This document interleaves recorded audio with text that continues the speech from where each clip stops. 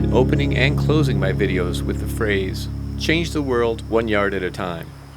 But I've never directly discussed exactly what I mean by this. So I thought I'd make a series of short videos addressing different ways I think one person can make a difference simply by planting a garden, growing food for their family, and taking good care of the soil and its billions of inhabitants. Because the soil is the foundation upon which a garden is built, I thought I'd start the series by talking about how one person can make a difference by being a good steward of the soil.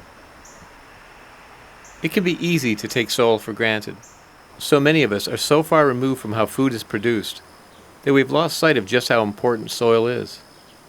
But the fact is that soil supports all life on the planet, and erosion of fertile topsoil is one of the greatest challenges we face. According to a Cornell University study, around the world, soil is eroding 10 to 40 times faster than it's being replaced, destroying cropland the size of Indiana every year. Sadly, most of the erosion is caused by modern agriculture.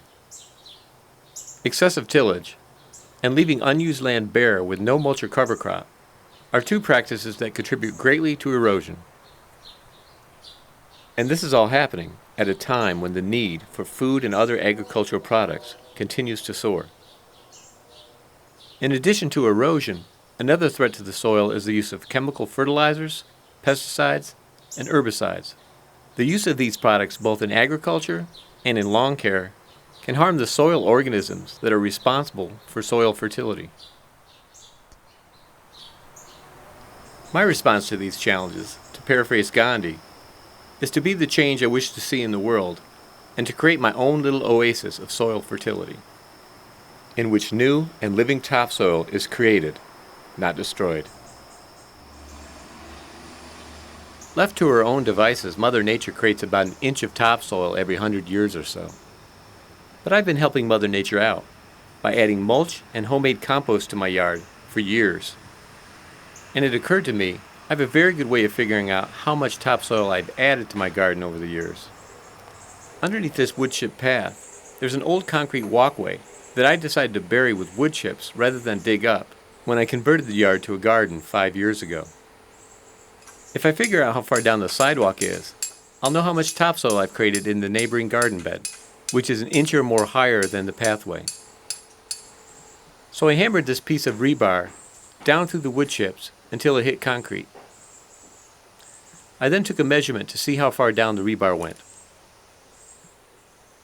And I was very pleased to see that the old concrete walkway was nearly 6 inches below the surface of the wood chips, which means I've created about 7 inches of new topsoil in just 5 years in the neighboring garden bed, just by adding homemade compost and mulch.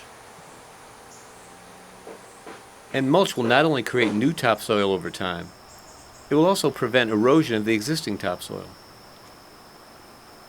Just keep garden beds covered with a mulch, a food crop, or a cover crop, and erosion becomes much less of a problem.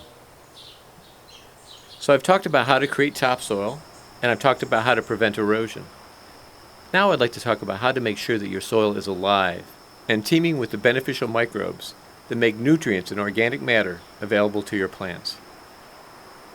I may be starting to sound like a broken record, but once again, compost and mulch are the answer, or at least part of the answer. A good compost will be full of the beneficial microbes that make the nutrients and organic matter available to your plants. And mulch provides protection and an ongoing food source for these beneficial microbes, as well as other beneficial soil organisms like earthworms. And to round out my approach, and to greatly increase the number of beneficial microbes in the soil, I use compost tea.